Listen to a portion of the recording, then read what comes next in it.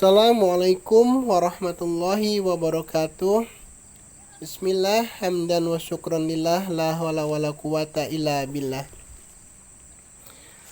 Sahabat sejati yang Allah muliakan, setiap kita dikaruniai Allah dengan sekeping hati. Di hati inilah Allah kemudian menitipkan berbagai rasa pada kita. Di dalam hati ini tersimpan rasa ilahiyah atau sifat ilahiyah seperti rasa cinta, rasa kasih, rasa sayang, sabar, dermawan, tawadu, tawakal, ikhlas, dan lain sebagainya. Di sisi lain, di hati kita juga ditempatkan sifat-sifat atau rasa syaitoniyah. Di hati kita ada rasa sombong, ada rasa ujub, ada rasa takabur, ada rasa enggan, ada merasa lebih baik dari orang lain, dan lain sebagainya. Kemudian di hati kita juga ada yang namanya sifat bahimiyah, rasa kehewanan, tamak, tidak punya malu, rakus, suka mengambil hak orang lain. Itu adalah salah sebagian dari sifat-sifat hewaniyah, sifat-sifat bahimiyah yang ada di hati kita.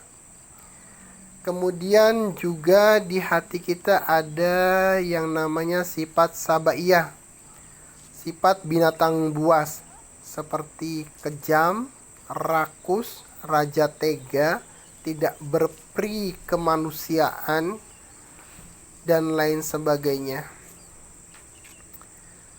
Setiap saat sifat ilahiyah ini berkompetisi dengan ketiga sifat lainnya yang bersekutu, yaitu sifat syaitoniyah, sifat bahimiyah, dan sifat sabaiyah. Rasa sabar kita, sifat sabar kita akan selalu berkompetisi dengan ketidaksabaran. Sifat tawadu kita akan selalu mendapat tantangan dari sifat sombong. Kemudian sifat tamak dan rakus akan selalu mengganggu sifat ikhlas dan qanaah kita. Pun dengan sifat-sifat lainnya akan selalu menghadirkan tantangan kepada sifat ilahiyah kita. Sebagai akibat dari kompetisi ini akan lahir sebuah energi, sebuah endapan energi yang kalau kopi mengendapnya ke bawah, sementara residu atau ekses kompetisi sifat-sifat atau rasa yang ada di dalam hati kita ini justru mengendapnya ke pikiran kita, ke atas, ke pikiran kita. Ketika kemudian sifat ilahiyah kita bisa bertahan dan bahkan menjadi dominan di hati kita, maka endapan energinya akan berupa energi positif yang akan mempengaruhi pikiran kita. Ketika sifat atau rasa ilahiyah ini dominan, maka energinya akan menggerakkan pikiran kita untuk menerjemahkannya dalam jasad dan keseharian kita. Endapan energi positif, endapan energi ilahiyah ini kemudian akan membuat kita bertutur kata dengan baik, bertutur kata dengan bijak, bertutur kata dengan santun, bertutur kata hanya yang bermanfaat.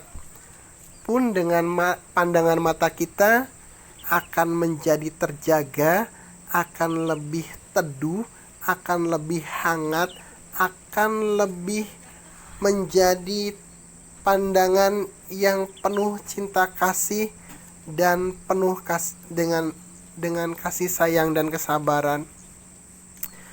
Pun dengan pendengaran kita, endapan energi ilahiyah ini yang kemudian tersalur lewat pikiran kita akan menjadikan pendengaran kita terjaga dari hal-hal yang tidak semestinya. Pendengaran kita hanya akan mendengar yang memang harus kita dengar. Pendengaran kita hanya akan mendengar sesuatu yang bermanfaat bagi kita. Pun dengan indera penciuman kita tidak akan terus-menerus mencari bau tidak sedap dari perilaku orang lain. Kita akan lebih mawas untuk melihat atau mencium sesuatu ke dalam diri kita daripada keluar. Itu adalah kondisi di mana sifat ilahiyah kita lebih dominan daripada ketiga sifat lainnya. Sebaliknya, ketika sifat ilahiyah ini kalah atau didominasi oleh sifat yang lainnya, maka ini pun akan melahirkan endapan energi, hanya bentuknya lain, akan melahirkan endapan energi negatif yang kemudian juga akan mempengaruhi pikiran kita untuk menerjemahkannya lewat ucapan dan tindakan kita. Ketika sifat sombong berkuasa di pikiran kita, maka ucapan kita akan menjadi ucapan yang arogan, yang angkuh, yang gampang memponis, yang gampang menghakimi orang lain, yang gampang menyalahkan orang lain dan sebagainya. Pun dengan pandangan mata kita tidak lagi meneduhkan, tidak lagi hangat, tidak lagi disertai cinta kasih, tapi justru melahirkan pandangan yang intimidatif, pandangan yang menakutkan, pandangan yang membuat orang resah dan tidak nyaman ketika bertatapan dengan kita. Pendengaran kita pun tidak akan terjaga dan menjadi liar. Kita lebih senang mendengarkan hal-hal yang tidak bermanfaat bagi kita. Kita lebih senang mendengarkan gosip, mendengarkan berita-berita, mendengarkan kabar yang sama sekali tidak berhubungan dengan kita, dan justru cenderung membuat pendengaran kita jadi tidak nyaman. Pun dengan penciuman kita akan terpacu untuk mencari, mengendus kejelekan orang lain daripada kejelekan kita sendiri.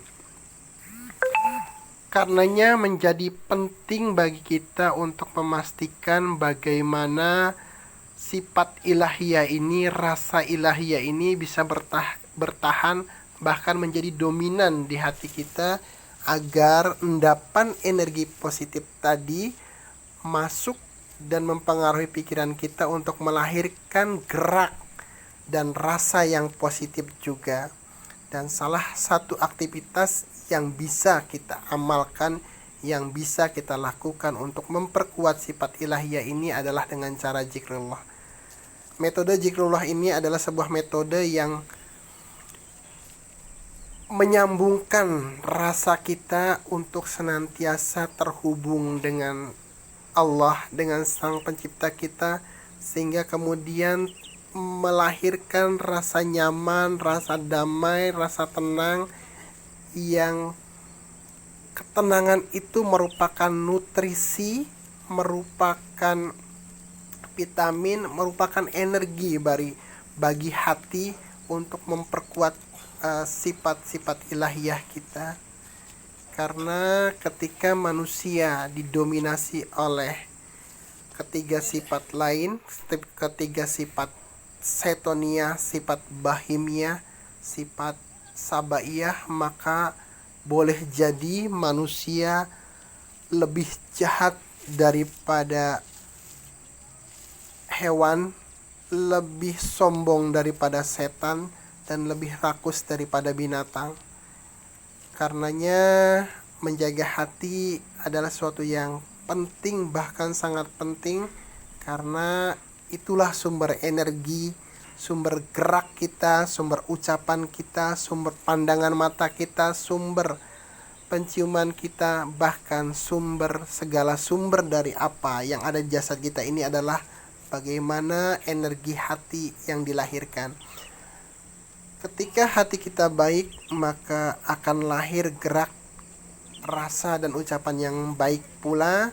Sebaliknya, ketika energi hati kita didominasi oleh hal-hal yang negatif, maka gerak kita akan menjadi gerak yang negatif, rasa kita akan menjadi rasa yang negatif, kemudian juga apapun yang kita perbuat akan cenderung negatif dan merugikan kita sendiri. Karenanya pastikan bahwa hati kita cukup nutrisi, hati kita cukup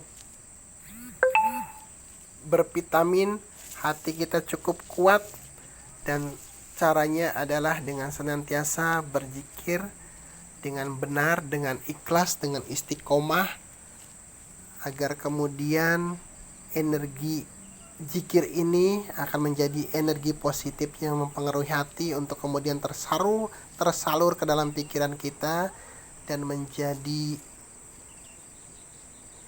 gerak, menjadi rasa, dan menjadi ucapan yang positif pula dalam kehidupan kita sehari-hari.